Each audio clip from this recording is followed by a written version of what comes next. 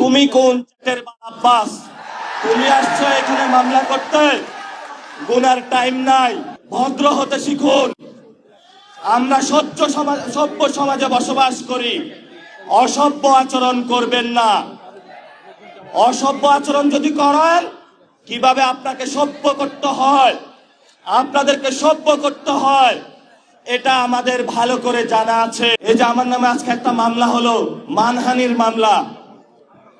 ওই ব্যক্তি চাঁদাবাজি করে, সন্ত্রাসী করে। এমন লোকের কোনো মান থাকতে পারে না, যার মান আছে তারই তো মানহানি হয়। মামলা করেছে আরেকজনকে দিয়ে, গোপনে গিয়ে হলে সাক্ষী হিসাবে উপস্থিত হয়েছে। এগুলাকে আমরা বলবো গুপ্ত। আপনি ঢাকা হাটে ফেল করেছেন, লিখে রাখুন জনাব আব্বাস। আপনাকে তারেক জিয়া এসে রক্ষা করেছে। তারেক জিয়া যদি এসে রক্ষা না করত, তাহলে আপনি মির্জা আব্বাসের ছুনুকুটিও আমরা ঢাকা হাটে খুঁজে পাইতাম না। হালে পানি আছে, এখনো বেঁচে থাকার সুযোগ আছে।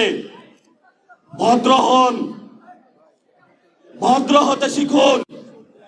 আমরা সভ্য সমাজে বসবাস করি, অসভ্য আচরণ করবেন না। অসভ্য আচরণ যদি করেন, কিভাবে আপনাকে সভ্য করতে হয়, আপনাদেরকে সভ্য করতে হয়, এটা আমাদের ভালো করে জানা আছে।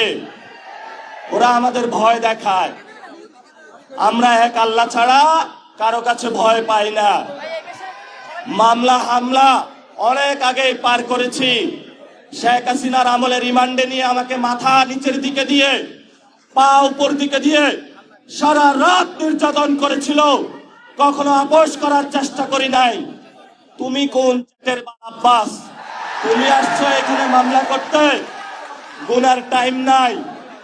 সিনিয়র সিটিজেন আসেন, সিনিয়র সিটিজেন আসেন। আমরা সম্মান করতে চাই, কিন্তু নিজের সম্মান যদি না রাখতে পারেন, তাহলে এই যারা ইয়াং জেনারেশন আছে, জেনজিরা আছে, আপনার পুরা সম্মানের চাদর খুলে বুড়িগঙ্গায় নিক্ষেপ করবে। আমরা ধৈর্য ধারণ করতেছি। আমরা শান্তিতে বিশ্বাস করি, আমরা গণতন্ত্রে বিশ্বাস করি। ওই দিন নির্বাচনের দিন আমি যদি সেইখানে কনফ্রন্টেশনে যেতাম, হাজার হাজার স্টুডেন্ট হসপিটালে থাকতো। আমি গণতন্ত্রে বিশ্বাস করেছি, কিন্তু গণতন্ত্রের নামে আপনারা ইঞ্জিনিয়ারিং করেছেন। আমরা এখনো সহ্য করছি। দ্রুত রিফর্ম অ্যাসেম্বলি করেন, দ্রুত বাংলাদেশের সংস্কার বাস্তবায়ন করেন, দ্রুত বাংলাদেশের শহীদদের বিচার বুঝিয়ে দেন, আহতদের বিচার বুঝিয়ে দেন, শহীদ ওসমান হাদি ভাইয়ের বিচার বুঝিয়ে দেন, ধর্ষণ বন্ধ করেন। নরসিংদীতে গতকাল একটি ধর্ষণ হয়েছে। আপনার সন্তান আছে, তাকে আপনি নিরাপত্তার চাদরে আবৃত করে রাখেন। আমার সন্তান, আমার মা বোনের যেদিন নিরাপত্তা দিতে পারবেন, সেদিনই আপনি জনতার প্রধানমন্ত্রী হবেন, এর আগে হবেন না, হবেন না। আমরা একটা আশঙ্কার মধ্যে দিনাতিপাত করছি। আইন শৃঙ্খলার অবনতি হয়েছে। এই বরিশালবাসী আওয়ামী লীগের অনেক নির্যাতন সহ্য করেছে।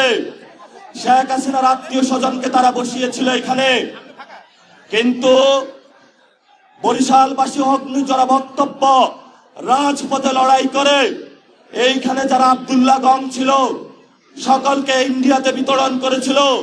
বরিশালবাসীর সাথে কেউ পাঙ্গা নিতে আসবেন না।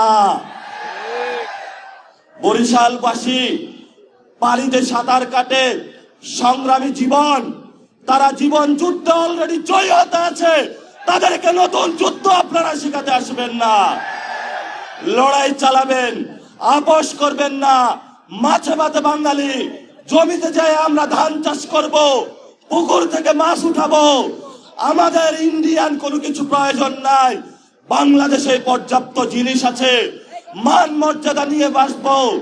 স্বাধীনতার প্রশ্নে কারোর সাথে আপোষ করব না। সংগ্রাম চলবে, লড়াই চলবে। বাংলাদেশ